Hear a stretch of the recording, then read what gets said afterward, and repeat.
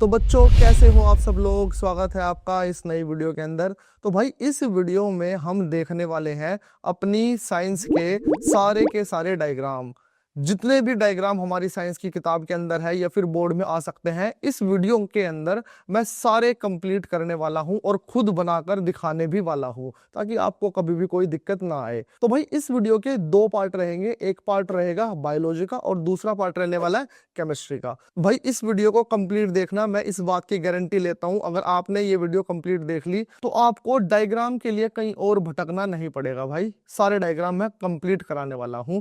तो चलिए शुरू करते हैं अपनी वीडियो। तो भाई अपनी वीडियो की शुरुआत करते हैं बायोलॉजी से। और अगर मैं बायोलॉजी की बात करूं तो सबसे पहला जो हमारा चैप्टर है वो है लाइफ प्रोसेस। और लाइफ प्रोसेस के अंदर भाई जो सबसे पहला डायग्राम आपके सामने पेश होने वाला है वो है न्यूट्रिशन इन अमोइबा का। तो भाई अगर मैं न्यूट्रिशन इन अमोइबा की बात करूं तो इसके 5 पार्ट्स बनने वाले हैं, जो कि मैं अलग अलग यहाँ पर बनाने वाला हूं। आप ध्यान से देखना मैं कैसे बनाऊंगा। तो जल्दी से देख लेते हैं अब ये डायग्राम कैसे बनने वाला है।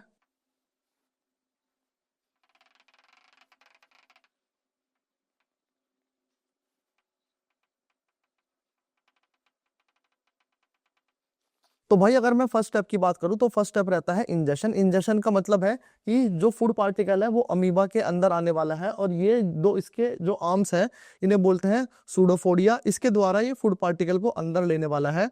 तो ये सूडोफोडिया होगा, ये हो गया फूड पार्टिकल, ये वैक्यूल हो गया और ये हो गया न्यूक्लियस। और फर्स्ट पार्ट का नाम हो गया इंजेक्शन।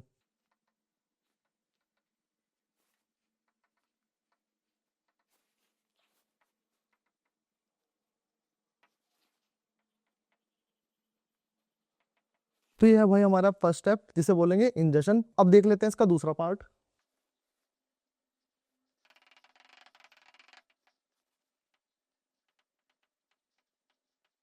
तो भाई इस पार्ट के अंदर ये जो फूड पार्टिकल अंदर आया है, अब ये जो अमीबा है ये इसका डाइजेशन करेगा। तो ठीक है, तो दूसरे पार्ट का नाम होने वाला है हमारे पास डाइजेशन। अब देख लेते हैं भाई अपना थर्ड पार्ट। थर्ड पार्ट के अंदर ये जो फूड अब डाइजेस्टेड हो चुका है, अमीबा अब इससे अब्जॉर्ब करेगा अपनी बॉडी के अंदर ताकि उसे एनर्जी मिल सके।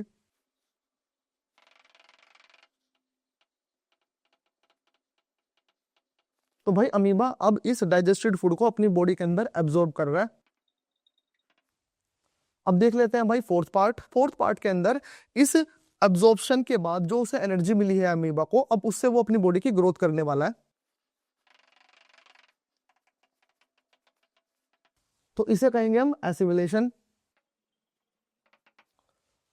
और भाई लास्ट स्टेप के अंदर जो अनडाइजेस्टेड फूड है अमीबा उसे बाहर निकाल देगा, तो इसे बोलने वाले हैं हम इजेशन।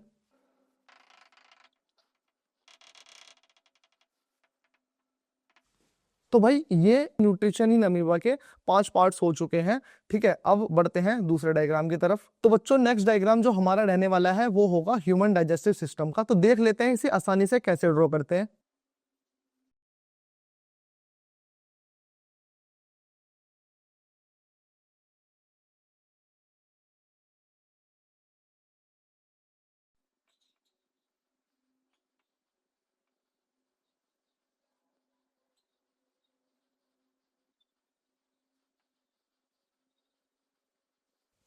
तो ये बन गया भाई हमारा ह्यूमन डाइजेस्टिव सिस्टम। देख के लग रहा है यार मेरे जैसा कोई पहलवान आदमी है। चलो अब इसे लेबल कर लेते हैं। तो भाई इसके पार्ट्स में आपको बता देता हूँ। ये हमारे पास है माउथ या फिर बकल कैविटी। ये जो पाइप है इसे बोलते हैं ओसोफेगस। ये है स्टमक यानी कि पेट। ये है हमारा लीवर और ये है गाल ब्लैडर।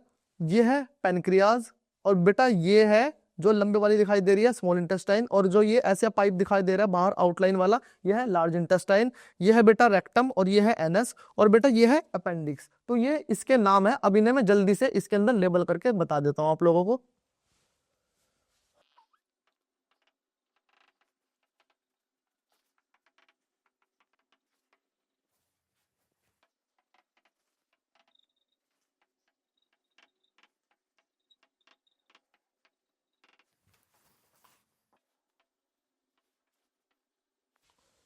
तो ये मेरे हिसाब से अब कंप्लीट हो चुका है ह्यूमन डाइजेस्टिव सिस्टम।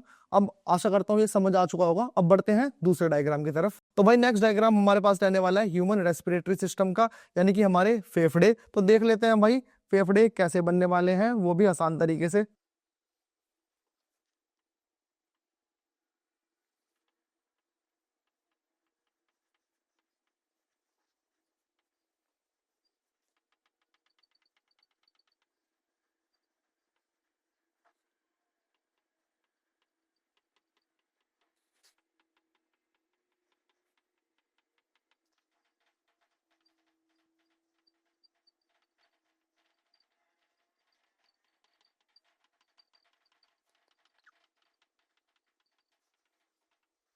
तो भाई ह्यूमन रेस्पिरेटरी सिस्टम की आउटलाइन हमारी तैयार हो चुकी है। अब इसे कर लेते हैं लेबल। तो भाई जो जो पार्ट्स इसके लेबल करने हैं वो मैं पहले आपको बता देता हूं।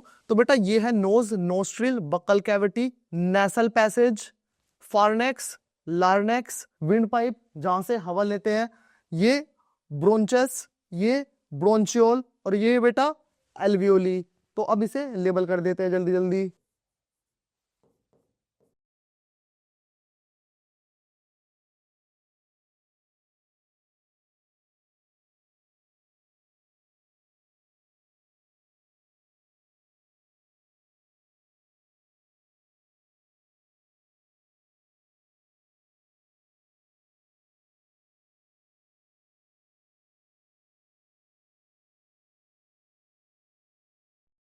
तो बच्चों ये बन चुका है हमारा ह्यूमन रेस्पिरेटरी सिस्टम का पूरा कंप्लीट डायग्राम विद लेबल। आशा करता हूँ ये समझ आ गया होगा। बढ़ते हैं अब दूसरे डायग्राम की तरफ।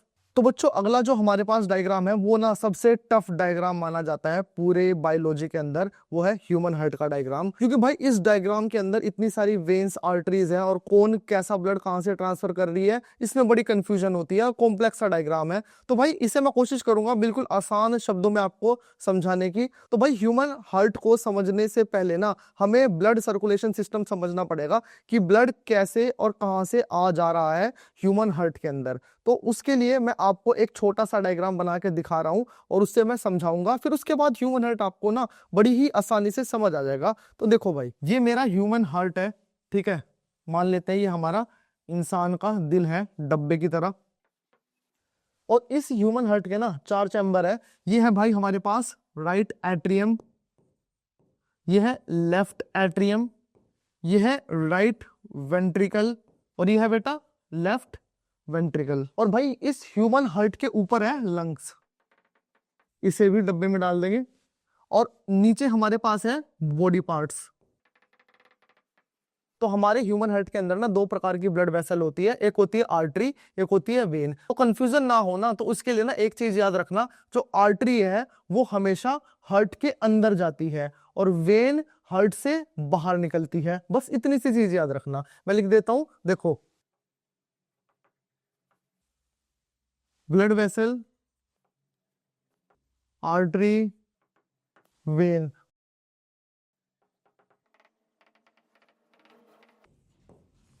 बेटा देखो आर्टरी हार्ट से निकलेगी और वेन हार्ट में जुड़ेगी। तो भाई जब हम सांस लेते हैं वो फ्रेश एयर, वो ऑक्सीजन हमारे लंग्स के अंदर जाती है। और लंग्स क्या करता है, लंग्स के अंदर से जो पाइप है, जो एक नस है, वो क्या काम करती है, वो खून के द्वारा खून के अंदर उस ऑक्सीजन को मिक्स करके ना हार्ट की तरफ लेके जाती है। और हार्ट उस फ्रेश ऑक्सीजन को पूरी बॉडी के अंदर पंप कर देता है और बॉडी ऑर्गन उस ऑक्सीजन को यूज कर लेते हैं और वो डीऑक्सीजनेटेड ब्लड को वापस हार्ट के पास लेके आते हैं। हार्ट फिर उसे वापस लंग के पास भेज देता है और लंग्स उसे बाहर निकाल देते हैं जब हम एक्सेल आउट करते हैं। ऐसे समझ आया? तो ये एक कंप्लीट प्रोसेस है। अब इस प्रोसेस को यहाँ पे देखते हैं। तो देखो बच्चों, मैंने बताया कि जैसे हमने इनहेल किया, हमने सांस लिया, तो यहाँ से जो ऑक्सीजन है वो हमारे ब्लड में मिक्स होके चली गई। कहाँ? लंग से हार्ट तक। तो बेटा देखो लंग से हार्ट तक यहाँ से क्या जाएगी, फ्रेश एयर जिसके अंदर ऑक्सीजन है वो जाने वाली है हार्ट तक, ठीक है। तो एक बात बताओ, ये जो हमारी ब्लड वेसल है ये कहाँ कनेक्टेड है, ये हार्ट में कनेक्टेड है, हार्ट में। तो इसे क्या बोलेंगे, इसे बोलेंगे वेन। तो इसका कंप्लीट नाम है पुल्मोनरी वेन। ये कैसा ब्लड लेके गई, ऑक्सीजनेटेड ब्लड लेके गई। अब भाई ये ब्लड कहाँ गया, ये ब्लड गया लेफ्ट एट्रियम पे, और लेफ्ट एट्रियम से कहाँ जाएगा, ये जाएगा लेफ्ट वेंट्रिकल पे, और लेफ्ट वेंट्रिकल से कहाँ जाएगा, लेफ्ट वेंट्रिकल से ये जाएगा बिल्कुल ताजा ताजा ऑक्सीजन से भरपूर खून कहाँ, बॉडी पार्ट्स तक। तो एक बात बताओ, अब ये जो ब्लड वेसल है ये हार्ट से निकल रही है, हार्ट से में क्या आएगी, आर्टरी। तो मैं लिख देता हूं आर्टरी। और इस आर्टरी का नाम क्या है, इस आर्टरी का नाम है अरोटा, याद रखना। कैसा ब्लड लेके गई, ऑक्सीजनेटेड या डीऑक्सीजनेटेड, ऑक्सीजनेटेड भाई। अब ऑक्सीजन तो चली गई बॉडी पार्ट्स तक, अब क्या करते हैं, बॉडी पार्ट्स उस ऑक्सीजन को यूज कर लेगी और ऑक्सीजन को यूज करने के बाद डीऑक्सीजनेटेड ब्लड वापस कहां पहुंचाएगी, वापस हार्ट तक पहुंचाने वाली है। तो भाई एक बात बताओ, ये जो ब्लड वेसल है ये कहाँ जा रही है? ये हार्ट में जा रही है, तो इसे क्या बोलेंगे? इसे बोलेंगे वेन। तो इसे बोल देंगे वेन, और इस वेन का नाम है वेना कावा। कितना अच्छा नाम है ना, वेना कावा। ये कौन सा ब्लड लेके जा रही है? ये लेके जा रही है डीऑक्सीजनेटेड ब्लड। अब यहां जैसे ही ब्लड गया तो राइट एट्रियम से वो कहाँ जाएगा? राइट वेंट्रिकल पे जाएगा, तो वो यहां से यहां चला गया। अब वो जो डीऑक्सीजनेटेड ब्लड है वो वापस कहाँ जाने वाला है? वो वापस लंग्स के पास जाने वाला है, ताकि हम फिर उसे क्या कर सके? एक्सेल आउट कर सके। तो यहां से कनेक्टेड है ये ब्लड वेसल, कहाँ? लंग्स तक। तो एक बात बताओ प्यारे बच्चों, ये जो ब्लड वेसल है वो बाहर निकल रही है हार्ट से, हार्ट से बाहर निकल रही है, तो इसे क्या बोलेंगे? इसे बोलेंगे आर्टरी। और इस आर्टरी का नाम क्या होगा? इस आर्टरी का नाम होगा पुल्मोनरी आर्टरी। और ये कैसा ब्लड कैरी करेगी? ये करेगी डीऑक्सीजनेटेड ब्लड। तो भाई एक चीज याद रखना, ये जो दोनों लंग्स और हार्ट से कनेक्टेड है ना, ऊपर वाली वेसल्स, इनमें हम पुल्मोनरी जोड़ने वाले हैं, और नीचे वेन, वेना कावा। और भाई ये जो हमारे पास आर्टरी है, इसे A for artery, A for aorta. कितना आसान है इन्हें याद रखना। भाई मैं आशा करता हूँ ये समझ आ गया होगा। अगर ये डायग्राम तुम्हें समझ आ चुका है ब्लड सर्कुलेशन का, तो अब जो मैं ह्यूमन हार्ट वाला डायग्राम बताने वाला हूँ ना, वो तुम्हें आसानी से समझ आ जाएगा। तो बच्चों अब ड्रॉ कर लेते हैं अपना ह्यूमन हार्ट। देखना मैं कितने आसान तरीके से आपको हार्ट ड्रॉ करना सिखाता हूँ।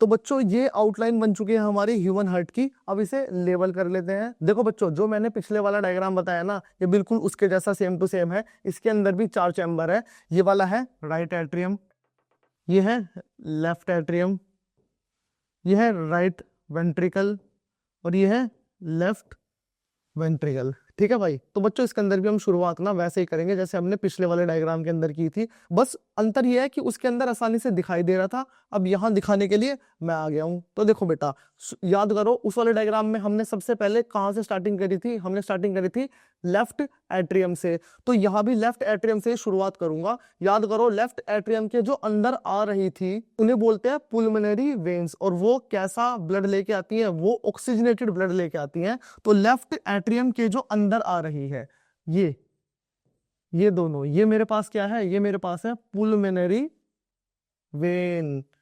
और ये कैसा ब्लड लेके आएंगे प्यारे बच्चों? ये ब्लड लेके आने वाली है ऑक्सीजनेटेड ब्लड, ऑक्सीजन से भरपूर ब्लड। ठीक है। अब इसके बाद क्या होगा? इसके बाद भाई लेफ्ट एट्रियम से लेफ्ट वेंट्रिकल तक जाएगा ब्लड। अब यहां से क्या होगा? यहां से फिर हमने देखा था कि यहां से एक पाइप ऐसा निकल रहा था, और वो कहाँ कनेक्टेड था? बॉडी ऑर्गन में। अब यहाँ कुछ अंतर है। अंतर क्या है? ये जो पाइप निकलेगा ना, वो नीचे की तरफ नहीं निकलेगा, वो ऊपर की तरफ निकलेगा। कहाँ? फिर वो ऊपर निकलने वाला पाइप, ये है वो ऊपर निकलने वाला पाइप। तो मतलब यहाँ से जो ब्लड निकलेगा वो बॉडी ऑर्गन की तरफ जाएगा, पर नीचे की साइड जो हमने बना रखा था पिछले डायग्राम में वैसे नहीं जाएगा, अब वो ऊपर से जाएगा। तो मतलब ये जो हमें दिखाई दे रहा है ना, ये ये ये मेरे पास क्या है? ये मेरे पास है भाई अरोटा, जो कि ऑक्सीजनेटेड ब्लड लेके जाएगी। ये कैसा ब्लड कैरी करेगी? Oxygenated blood. कहाँ लेके जा रही है? ये बॉडी पार्ट्स तक लेके जा रही है। आया समझ? तो अब बढ़ते हैं आगे। अब आगे क्या था? आगे हमारे पास था, यहाँ पर बॉडी ऑर्गन था, और बॉडी ऑर्गन से कहाँ जा रहा था ब्लड? बॉडी ऑर्गन से जा रहा था राइट एट्रियम के अंदर ब्लड। तो यहाँ ढूंढो कौन सी ऐसी हमारे पास ब्लड वेसल है जो राइट एट्रियम के अंदर जा रही है। मुझे तो ये दिखाई दे रही है भाई, तो यही होगी कौन? Vena cava. तो मैं लिख देता हूँ, ये मिल गई भाई, ये है वेना कावा। ये कैसा ब्लड लेके आ रही है? ये डीऑक्सीजनेटेड ब्लड लेके आ रही है। कहाँ? हार्ट के पास। भाई मैं लिख दूंगा this is my vena cava. और ये कैसा ब्लड लेके आ रही है? ये डीऑक्सीजनेटेड ब्लड लेके आ रही है हार्ट के पास, ताकि हार्ट अब इसे आगे वापस लंग्स तक भेज सके। डीऑक्सीजनेटेड, ऑक्सीजन सारी चूस ली। ठीक है, आगे चलते हैं। अब भाई लास्ट बची है जो राइट वेंट्रिकल से ब्लड कहाँ लेके जाएगी? बॉडी ऑर्गन तक। देखो भाई अब क्या होने वाला है, अब यहाँ जो ब्लड आ चुका है वो यहाँ जाने वाला है राइट वेंट्रिकल में, और राइट वेंट्रिकल से कहाँ जाएगा? राइट वेंट्रिकल से जाएगा लंग्स की तरफ। तो अब कौन सी ऐसी वेन बची है जो राइट वेंट्रिकल से लंग्स तक लेके जाएगी? तो वो मुझे यहाँ दिखाई दे रही है, पर ये थोड़ी सी मैंने ऊपर तक बना दी, इसे थोड़ा सा ना नीचे तक एक्सटेंड कर देंगे ऐसे। यहाँ तक एक्सटेंड कर देंगे इसे। ठीक है, तो ये जो मेरी वेन बची है बेटा, ये कौन सी वेन होगी? ये होगी पुल्मोनरी आर्टरी, जो कैसा ब्लड कैरी करेगी? जो डीऑक्सीजनेटेड ब्लड कैरी करेगी। तो मैं बना देता हूं, ये है मेरे पास पुल्मोनरी आर्टरी, ये यहाँ से और यहाँ ऐसे और यहाँ ऐसे, ये डीऑक्सीजनेटेड ब्लड वापस कहाँ तक लेके जाएगी? लंग्स तक लेके जाएगी। तो भाई मैं लिख देता हूं, ये है मेरे पास पुल्मोनरी आर्टरी, जो कैसा ब्लड कैरी करेगी? जो डीऑक्सीजनेटेड ब्लड कैरी करेगी। कहाँ तक लेके जाएगी? लंग्स तक लेके जाएगी। तो भाई अब क्या बचा इसके अंदर? अब बचा बेटा ये क्या है? तो बेटा ये ना पुल्मोनरी वेन ही है। जैसे पुल्मोनरी वेन उधर है, ऐसे इधर भी ये पुल्मोनरी वेन का ही पार्ट है। और ये बच गया, ये क्या है बेटा? ये जैसे राइट एट्रियम के अंदर वेना कावा लेके जा रही है ना, तो ये भी वेना कावा ही है, वेना कावा। और ये अरोटा है। तो बच्चों ये हमारा ह्यूमन हार्ट का डायग्राम कंप्लीट हो चुका है। मैंने बड़ी आसान तरीके से कोशिश की है आप लोगों को समझाने की। एक बार वीडियो दोबारा देख लेना, मैं कह रहा हूँ रट जाएगा ये डायग्राम। ठीक है, अब बढ़ते हैं दूसरे डायग्राम की तरफ। तो बच्चों नेक्स्ट डायग्राम हमारे पास है ह्यूमन एक्सक्रीटरी सिस्टम का। तो जल्दी जल्दी इस डायग्राम को भी ड्रॉ कर लेते हैं।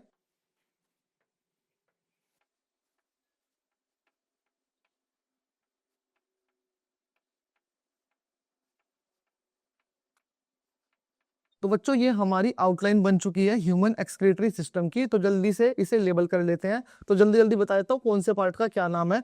तो भाई ये हमारे पास है किडनी वेन, ये है किडनी आर्टरी, ये है हमारे पास दोनों किडनी, ये जो पाइप दिखाई दे रही है ये है यूरेटर बेटा, ये है हमारे पास ब्लैडर, और ये है हमारे पास यूरेटर, ये है हमारे पास यूरेथ्रा। तो अब जल्दी से इन सारे पार्ट्स को लेबल कर लेते हैं।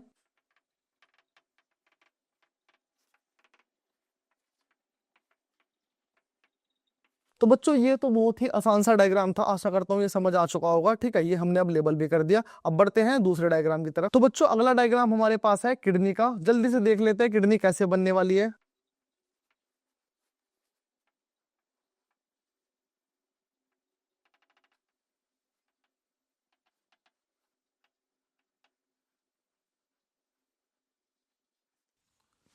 तो भाई ये हमारी किडनी की आउटलाइन तैयार हो चुकी है। अब इसे लेबल कर लेते हैं। तो बच्चों ये है हमारे पास बाउमैन कैप्सूल, ये है हमारे पास ट्यूबल, और दोनों मिला के बनाने वाली है नेफ्रॉन, और इन्हें बोलते हैं ग्लोमेरुलस। और ये है रेनल आर्टरी, और ये है रेनल वेन,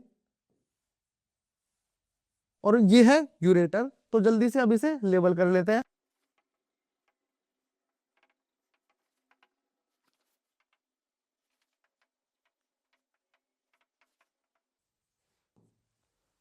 तो बच्चों ये हमारा डायग्राम बन चुका है किडनी का। तो बच्चों ये सारे डायग्राम लाइफ प्रोसेस के कंप्लीट हो चुके हैं। अब नेक्स्ट पार्ट में हम देखने वाले हैं नेक्स्ट चैप्टर के डायग्राम। तो भाई अब हम बायो के सेकंड चैप्टर जो कि है रिप्रोडक्शन, उसके सारे कंप्लीट डायग्राम देखने वाले हैं। और मैं डायग्राम बनाता भी चलूंगा ताकि आप लोग मेरे साथ साथ उसे बनाना सीख सको। तो हमारे पास सबसे पहला जो डायग्राम है वो है बाइनरी फिजन का। तो बच्चों हम बाइनरी फिजन अमीबा के अंदर देखने वाले हैं। कुछ लोग इसे अमीबा, कुछ अमोइबा भी बोल देते हैं, आपका जो मन करे वो बोल देना, पर भाई डायग्राम याद कर लेना। अगर मैं इसके डायग्राम की बात करूँ ना, तो इसके 5 स्टेप्स होने वाले हैं। वो 5 स्टेप्स मैं जल्दी से यहाँ पे बना देता हूँ। ये है भाई हमारे पास एक फुल्ली ग्रोन अमीबा, जिसे कि हम पेरेंट सेल भी बोल देते हैं। अगले पार्ट के अंदर ना ये जो न्यूक्लियस है, ये न्यूक्लियस अब थोड़ा लेंथन होने वाला है, मतलब ये थोड़ा स्ट्रेच हो जाएगा।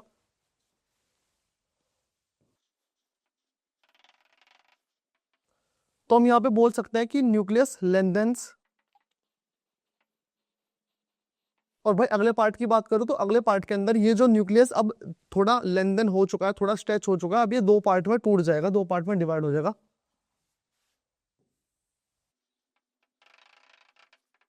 तो हम इसे बोल सकते हैं कि न्यूक्लियस डिवाइड्स। और भाई अगर अगले पार्ट की बात करूं ना, अब बारी है साइटोप्लाज्म के डिवाइड होने की, साइटोप्लाज्म के लेंथन होने की। तो अगले पार्ट के अंदर अब साइटोप्लाज्म लेंथन होने वाला है।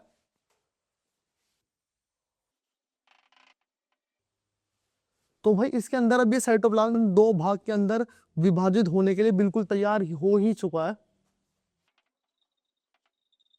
और भाई अगर मैं लास्ट पार्ट की बात करूं, अब ये टूट जाएगा, मतलब जो हमारा अमीबा है, एक पेरेंट था, अब वो 2 डॉटर सेल के अंदर टूट जाएगा।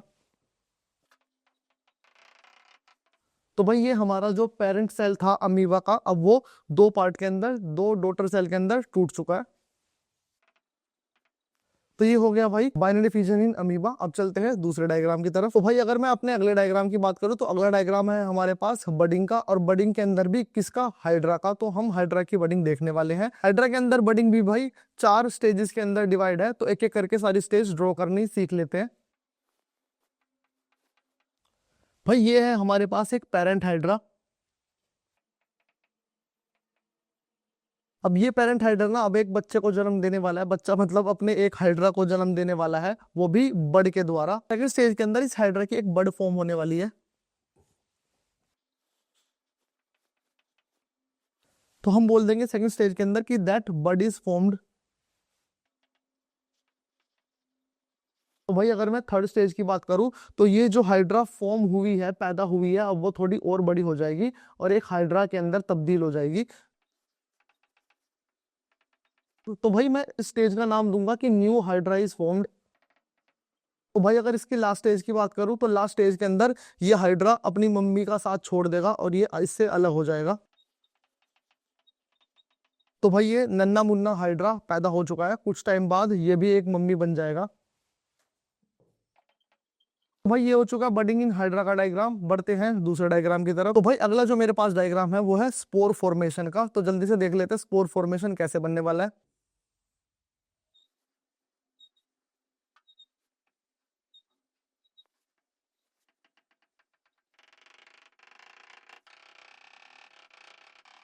तो भाई देखो ये है हमारे पास एक पेरेंट स्पोर, और जब ये मैच्योर हो जाएगा तो ये बर्स्ट आउट हो जाएगा और इसके अंदर से जो ये निकलेंगे ये नए स्पोर को जन्म दे देंगे। ठीक है भाई, एक टाइम आएगा जब इसका थैला फट जाएगा तो इस थैले में से जितने भी बीज गिरेंगे उस बीज में से नए स्पोरेंजियम, नए स्पोर उग जाएंगे। इसे बोलेंगे हम स्पोरेंजियम। बेटा ये स्पोर बर्स्ट आउट हो चुका है।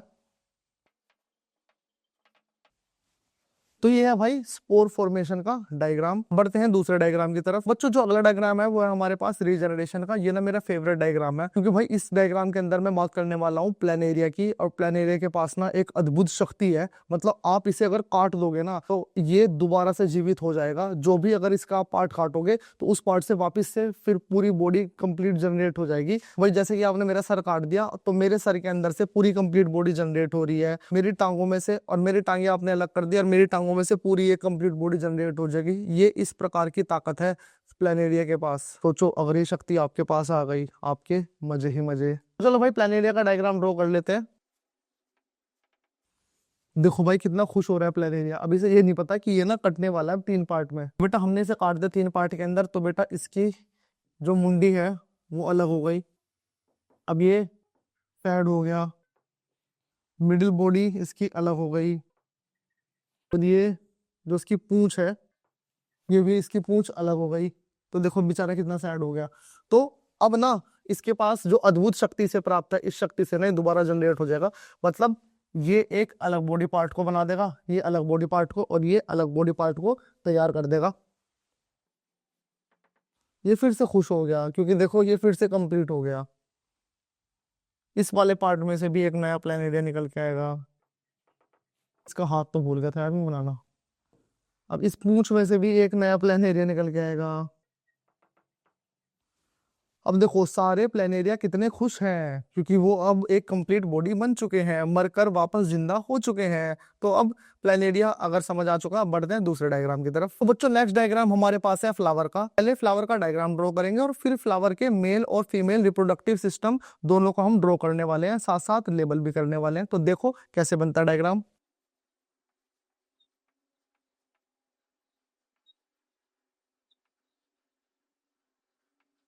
ये है भाई हमारे पास एक फ्लावर का डायग्राम। थोड़ा बेचारा मुरझा गया, कोई बात नहीं, काम चला लो, क्योंकि हमें लेबलिंग करनी आनी चाहिए, वो मेन है भाई। अब फ्लावर के पार्ट्स को लेबल कर लेते हैं। देखो बेटा ये होगा पेटल, और यहाँ होगी ऐसे सेपल, ये होगा रिसेप्टेकल, ये होगा स्टेमन जो कि मेल रिप्रोडक्टिव पार्ट है फ्लावर का, और ये होगा कार्पेल जो कि फीमेल रिप्रोडक्टिव पार्ट है फ्लावर का। इन दोनों का डायग्राम ना मैं अलग से ही बनाने वाला हूँ। तो चलो जो मैंने बता दिया अब उसे लिख भी लेते हैं जल्दी से।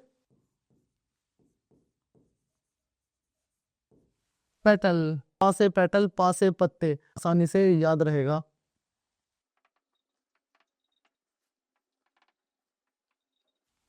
तो ये हो चुका है भाई फ्लावर का डायग्राम। अब देख लेते हैं इसका मेल और फीमेल रिप्रोडक्टिव पार्ट। तो मेल रिप्रोडक्टिव पार्ट को मैं यहाँ पे बना देता हूँ। तो भाई मेल रिप्रोडक्टिव पार्ट का नाम है स्टेमेन। ये पार्ट तो अपने आप में बोल रहा है कि मैन की तरह रहो, स्टे मैन, हमेशा मर्द रहो, ठीक है। बच्चों ये है stamen, male reproductive part of the flower. ऊपर वाला है एंथर, नीचे वाला है फिलामेंट, और ये है पोलन ग्रेन्स। इसे हम बोल सकते हैं मेल के सेक्स सेल।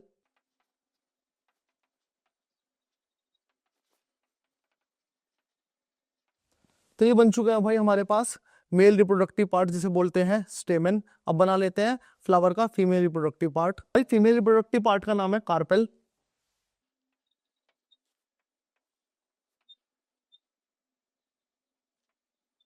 तो बच्चों अगर मैं कार्पेल के पार्ट्स की बात करूं ना, तो ये होगा स्टिग्मा, और ये होगा स्टाइल, और ये होगी ओवरी, और अगर इसकी बात करूं तो ये होगा ओव्यूल, और अंदर होगा एग। तो इसे लेबल कर लेते हैं जल्दी जल्दी।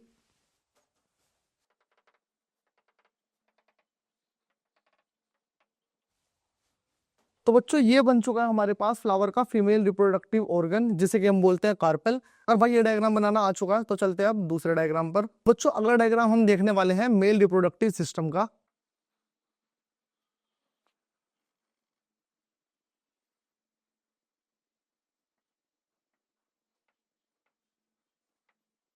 तो बच्चों ये बन चुका है हमारे पास ह्यूमन रिप्रोडक्टिव सिस्टम का डायग्राम। अब जल्दी से इसके पार्ट्स को लेबल कर लेते हैं और समझ भी लेते हैं।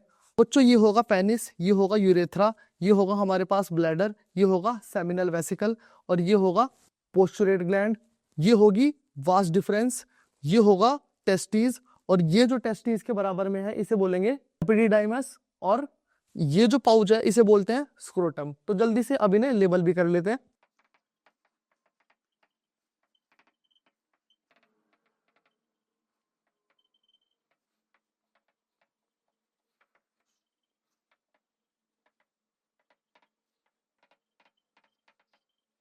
तो ये लेवल हो चुका है भाई हमारा मेल रिप्रोडक्टिव सिस्टम। अब बढ़ते हैं दूसरे डायग्राम की तरफ। तो अगला जो डायग्राम हमारे पास है वो है फीमेल रिप्रोडक्टिव सिस्टम का। तो जल्दी से इसका डायग्राम बनाना सीख लेते हैं, कैसे बनाएंगे।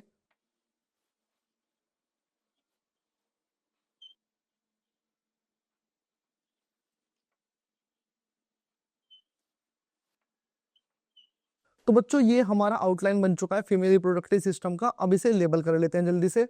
बच्चों ये होगी ओवरी, ये होगा ओविडक्ट, और ये होगा फनल ऑफ ओविडक्ट, और अगर इसकी बात करूं तो ये होगा हमारे पास यूट्रस, और ये होगा सर्विक्स, और ये होगा वजाइना। जल्दी से इन्हें अब लिख भी लेते हैं।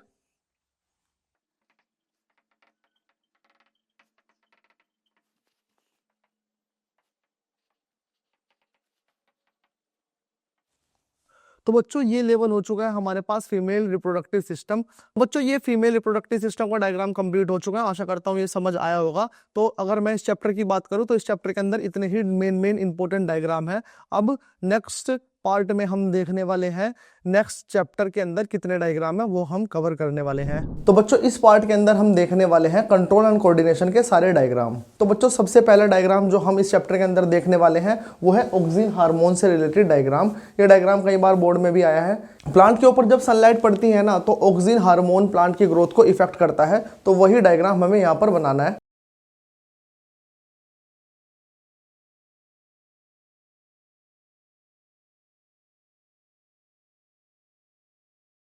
तो ये भाई सबसे पहला डायग्राम है जब हमने प्लांट को बाहर आउटडोर में रख दिया और उसे कंप्लीट सनलाइट मिल रही है। अब देखो इसके अंदर ना पूरा कंप्लीट ऑक्सीजन है। और ऑक्सीजन हार्मोन की अगर बात करूं तो बेटा ये एक ग्रोथ हार्मोन होता है जो कि प्लांट की ग्रोथ को बढ़ाता है। ठीक है, अब बना लेते हैं इसका एक सेकंड पार्ट। सेकंड स्टेज के अंदर क्या होने वाला है, सेकंड स्टेज के अंदर ना भाई जो पार्ट सनलाइट की तरफ है ना, उस पार्ट के पास ऑक्सीजन कम हो जाएगा, और जो पार्ट उससे दूर है, जो पार्ट उससे अवे है, वहां पर ऑक्सीजन की मात्रा ज्यादा होगी। तो ऑक्सीजन हार्मोन एक ग्रोथ हार्मोन होता है जो कि प्लांट की ग्रोथ बढ़ाता है।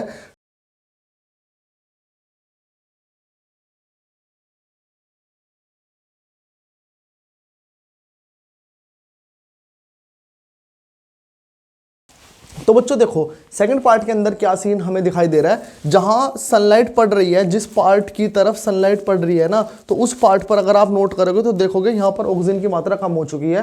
तो सेकंड पार्ट के अंदर ये रहने वाला है। और जो दूसरा पार्ट है जो अवे फ्रॉम सनलाइट है, जो पार्ट प्लांट का, जो हिस्सा प्लांट का सनलाइट से दूर है, ठीक है, सनलाइट से दूसरी साइड है, अपोजिट साइड है, उस पार्ट पर आप देख सकते हो ऑक्सीजन की मात्रा भरपूर है।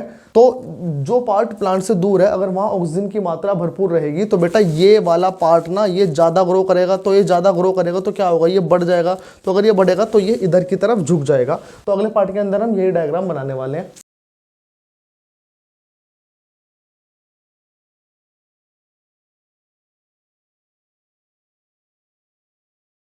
तो भाई अगले पार्ट की अगर मैं बात करूं तो देखो इस पार्ट के अंदर ना जहां पर सनलाइट पड़ रही है, जिस पार्ट की तरफ सनलाइट पड़ रही है, तो प्लांट उस तरफ झुक चुका है, उस तरफ बेंड हो चुका है। तो ये रहा हमारे पास भाई growth of plant in the presence of sunlight या फिर ऑक्सीजन हार्मोन वाला डायग्राम। अगर ये समझ आ चुका है तो बढ़ते हैं दूसरे डायग्राम की तरफ। तो बच्चों अगर मैं दूसरे डायग्राम की बात करूं तो दूसरा डायग्राम है effect of gravity on the growth of plant. तो इसे देख लेते हैं ये कैसे बनेगा।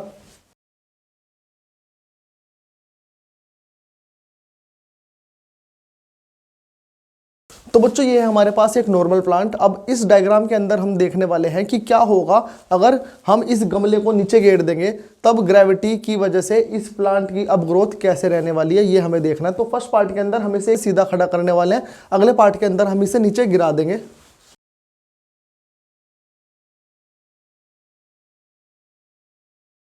तो भाई ये बन चुका हमारा दूसरा पार्ट। अब तीसरे पार्ट के अंदर हम देखने वाले हैं effect of gravity on the growth of this plant. कौन सा पार्ट कहां ग्रो करेगा।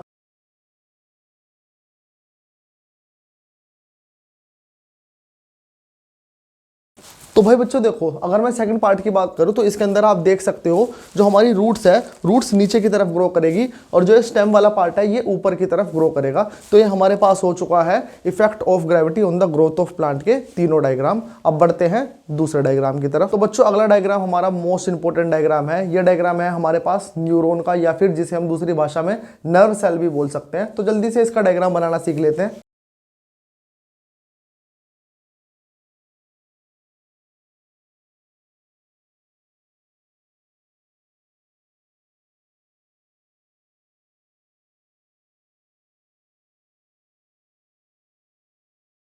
तो बच्चों ये हमारे पास एक नर्व सेल का डायग्राम या फिर आउटलाइन हम बोल सकते हैं कंप्लीट हो चुकी है। अब इसके पार्ट्स को लेबल कर लेते हैं। तो बच्चों देखो ये है हमारे पास सेल बॉडी, ये है न्यूक्लियस और ये है साइटोप्लाज्म। और बेटा इन्हें बोलते हैं, ये जो डंडी जैसी दिखाई दे रही है इन्हें बोलते हैं डेंड्राइट्स। और ये है माइलेन शीथ और ये जो लाइन दिखाई दे रही है ये है एक्सोन। और ये जो आपको इस नर्व सेल की एंडिंग दिखाई दे रही है इसे बोलते हैं नर्व एंडिंग। तो जल्दी से ये सारे पार्ट्स अब लिख देते हैं।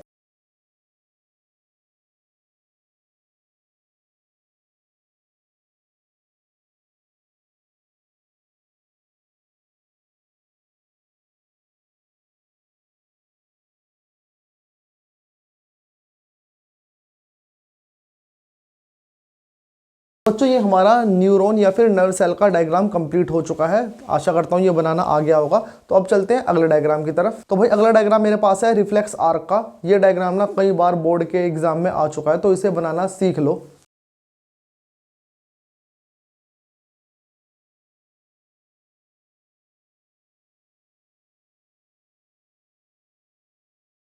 तो बच्चों अगर हम किसी हॉट प्लेट को टच करेंगे तो हमारे जो सेंसरी न्यूरॉन है वो एक्टिवेट हो जाएंगे और वो एक्टिवेट होने के बाद किसे मैसेज देंगे, वो स्पाइनल कोड को मैसेज देंगे। और स्पाइनल कोड क्या करेगी, स्पाइनल कोड मोटर को एक्टिवेट कर देगी और ये मोटर क्या करेगी, ये मोटर फिर अपना काम करेगी, ये मसल का मूवमेंट करेगी। तो यही हमें डायग्राम बना के बताना है, जो कि हमने पहले आउटलाइन इसकी बना ली है। अब हमें एक आर्क भी बनानी है, एक पाथवे भी बनाना है इन न्यूरॉन का, ये कहाँ से कहाँ जाने वाले हैं। तो बच्चों देखो जैसे इस भाई ने इस हॉट प्लेट को टच किया है तो इसका ये जो हैंड है ये ऊपर की तरफ गया। ये ऊपर की तरफ क्यों गया, क्योंकि इसके जो सेंसरी न्यूरॉन है वो एक्टिवेट हो चुके हैं। तो भाई सेंसरी न्यूरॉन जो मैसेज कैरी करने वाले हैं उन्हें हम यहां पर ऐसे ड्रॉ कर देते हैं। ये है हॉट प्लेट। अब भाई इन सेंसरी न्यूरॉन ने जो मैसेज स्पाइनल कोड को दिया तो स्पाइनल कोड ने किसे एक्टिवेट कर दिया, मोटर न्यूरॉन को। तो हम बना देते हैं ये है मोटर न्यूरॉन। और बच्चों यहां पे दिखा देंगे हम स्पाइनल कोड। और यहाँ पर ना एक अलग से हम दिखा सकते हैं रिले न्यूरॉन। रिले न्यूरॉन क्या होता है? रिले न्यूरॉन ना वो ऐसे न्यूरॉन होंगे जो कनेक्शन एस्टेब्लिश करेंगे किसके बीच में? सेंसरी न्यूरॉन और मोटर न्यूरॉन के बीच में जो कनेक्शन एस्टेब्लिश करते हैं उन्हें बोलते हैं रिले न्यूरॉन। तो ये भी आप बनाकर दिखा सकते हो। तो भाई ये हमारे पास एक रिफ्लेक्स आर्क का डायग्राम बन के कंप्लीट हो चुका है। अगर ये समझ आ चुका तो अब बढ़ते हैं अगले डायग्राम की तरफ। तो बच्चों अब देख लेते हैं इस चैप्टर का मोस्ट इंपोर्टेंट डायग्राम और तुम्हारे शरीर का भी सबसे मोस्ट इंपोर्टेंट पार्ट जो कि है ह्यूमन ब्रेन।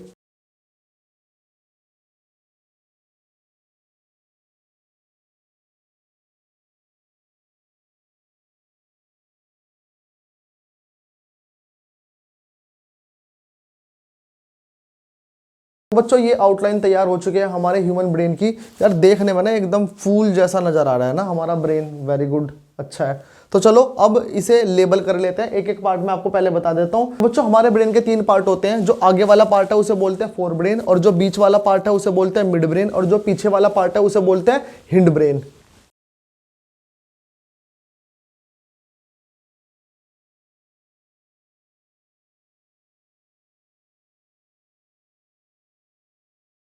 तो भाई ये तीनों पार्ट बन चुके हैं। अब इनके भी सब पार्ट्स देख लेते हैं जल्दी से। तो भाई ये जो फ्रंट वाला पार्ट है इसे बोलने वाले हैं हम सेरिब्रम। और अगर मैं यहाँ हिंड ब्रेन की बात करूँ तो हिंड ब्रेन के अंदर 3 पार्ट होते हैं। एक होता है पोन्स, ये होगा हमारे पास पोन्स, ये होगा सेरिबेलम, और ये जो नीचे वाला पार्ट है ये होगा मेडुला। और यहाँ पर ये एक पिट्यूटरी ग्लैंड भी है। और बेटा यहाँ पर एक स्पाइनल कॉर्ड भी होगी, ठीक है। और ये जो आपको दिखाई दे रही है ये है स्कल, जिसे आप खोपड़ी भी बोलते हो। अब जल्दी से इन पार्ट्स को लेबल कर लेते हैं।